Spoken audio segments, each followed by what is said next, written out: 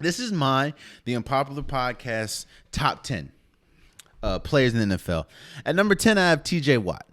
I think TJ Watt was probably the most important player for Pittsburgh last year. Of course, you remember them going 11-0 before kind of the train came off the rails. But even with that, TJ Watt was good the entire season. TJ Watt, I even argued, had a really strong case to win the Defensive Player of the Year last year. Now, of course, we know it went to Aaron Darnold, but I was one of those people saying, TJ Watt was a huge factor for this or for the Pittsburgh Steelers team. And the fact that he stood out with the defense that had Bud Dupree before he got hurt, that had Minkah Fitzpatrick, and he was I think he was like top 10 in sacks, or no, top 5 in sacks, top 5 in the flat. Like, he was that good. And TJ, I'll say this: yes, he's one defensive player, linebacker, but if he's not playing well, it doesn't matter what else is happening. The team is at a huge disadvantage, and they possibly might not win if he doesn't play well. And that's how good TJ Watt is. When you have to double and triple linebackers, not to mention he is fast. He is one of the fastest linebackers in the league. So at number 10, I have TJ Watt. At number 9, I have Derrick Henry. I mean, what can we say about Derrick Henry, man? Derrick Henry is Derrick Henry. Derrick Henry is a beast. Derrick Henry is a monster. Derrick Henry is, I think he's what was he? He was first player or 8th player to surpass 2,000 rushing yards in a single season. Like, the thing about Derrick Henry is, and a lot of people really underestimate his speed, because he is a huge dude. Like, he is big, and the fact that you couple his size with his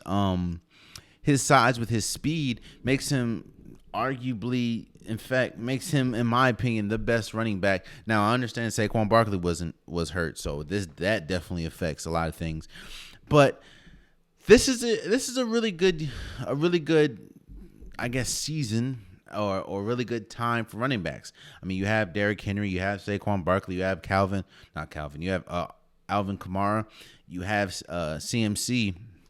But last year, going to this year, to me, Derrick Henry was the best one. And hell, when you become the 8th player to do something in the NFL, like, and it's a good stat, and the fact that he was a big reason why the Tennessee Titans were as good as they were last year, because his running, along with his power, his speed, allowed us to forget just how not good their defense was.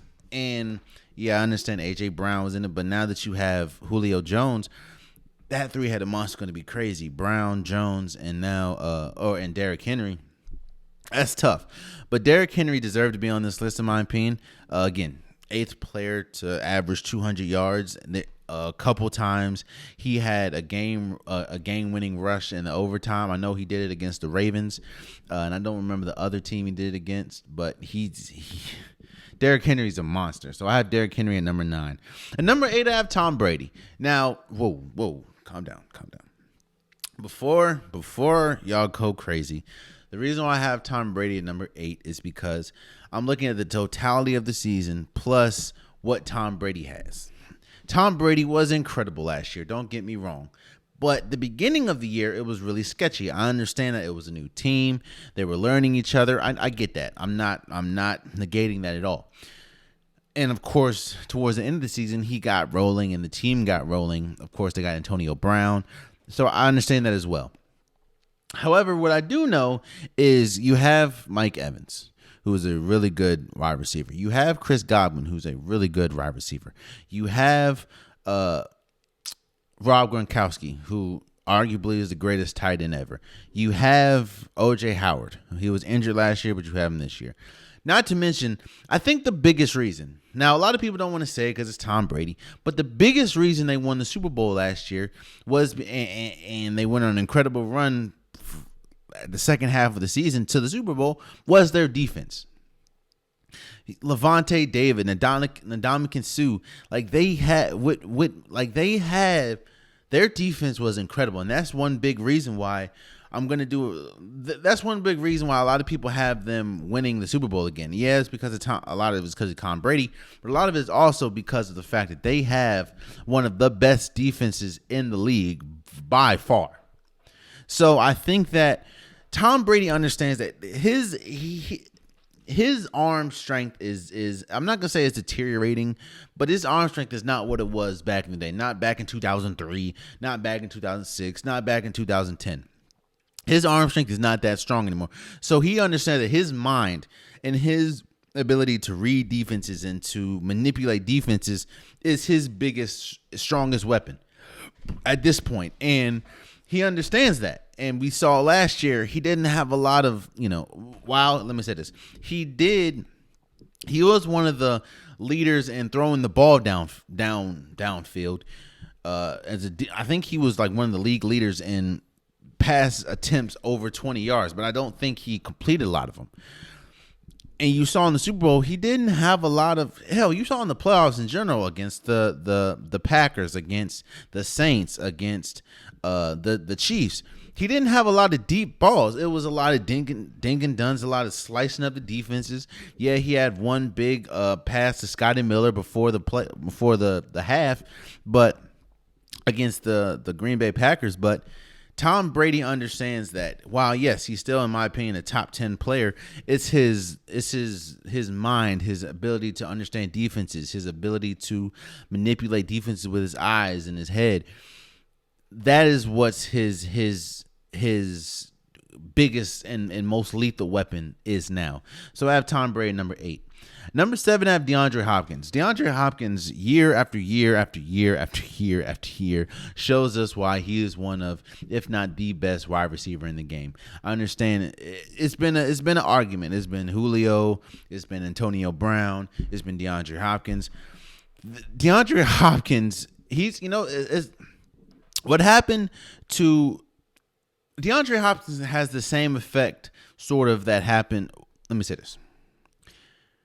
When Stephon Diggs came on to the Bills, it just completely transformed not only Josh Allen, but the Bills' offense.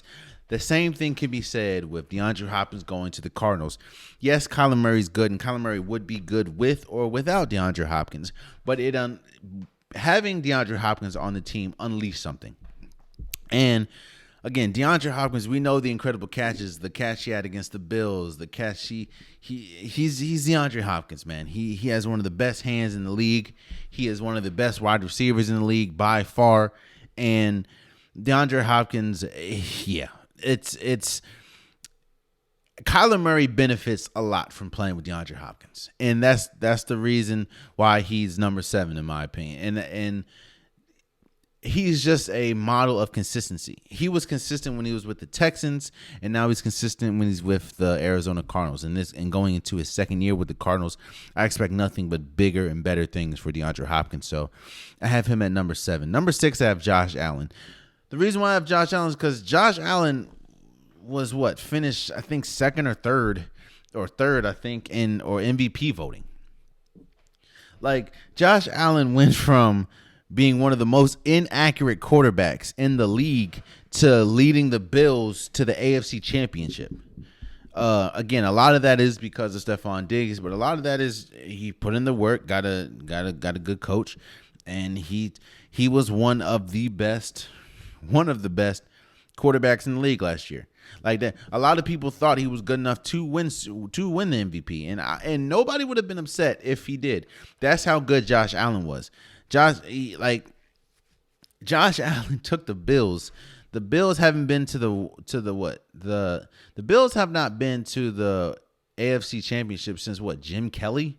Like that's how good he was last year. And his ascension and his improvement from the previous year, also kind of like with Derrick Henry and the Tennessee Titans, Allen's improvement allowed us to overlook how inconsistent and unimpressive that defense is. and the fact that they don't have a running game. The Bills do not have a running game. Josh Allen was their best rusher last year, and he's a quarterback. Josh Allen is number 6 for me, and I think that hopefully he just continues to grow on.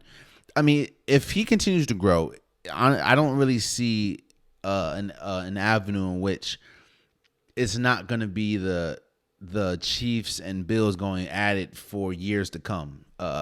In the AFC, of course, you can sprinkle in the Lamar and the Ravens and everything, but I just don't see it. So if Allen continues to grow, so I have Josh Allen number 6, at number 5 I have Devonta Adams. Now I think Devonta Adams definitely benefits a lot from playing alongside Aaron Rodgers.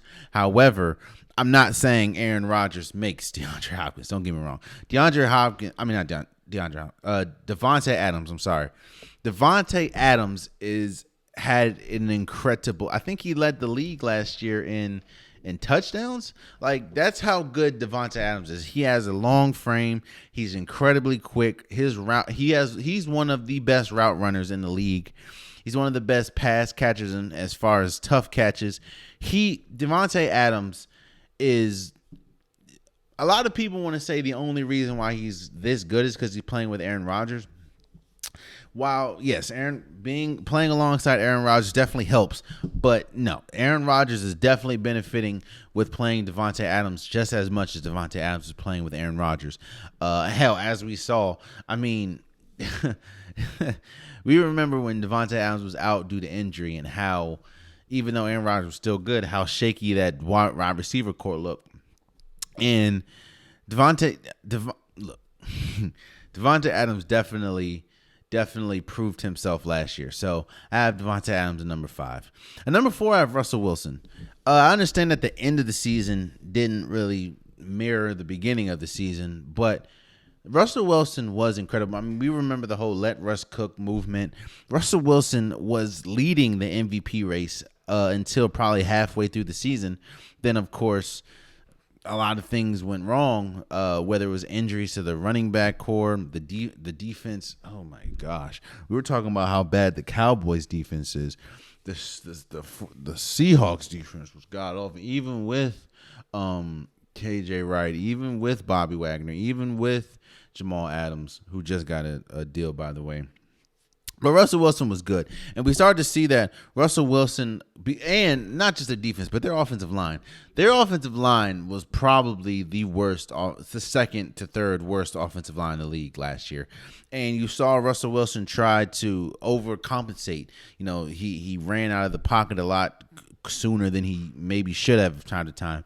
He was forcing it on every play. So it dipped. But when he was at his best, and at his best, he is a top player and a top quarterback in this league. That's hands down.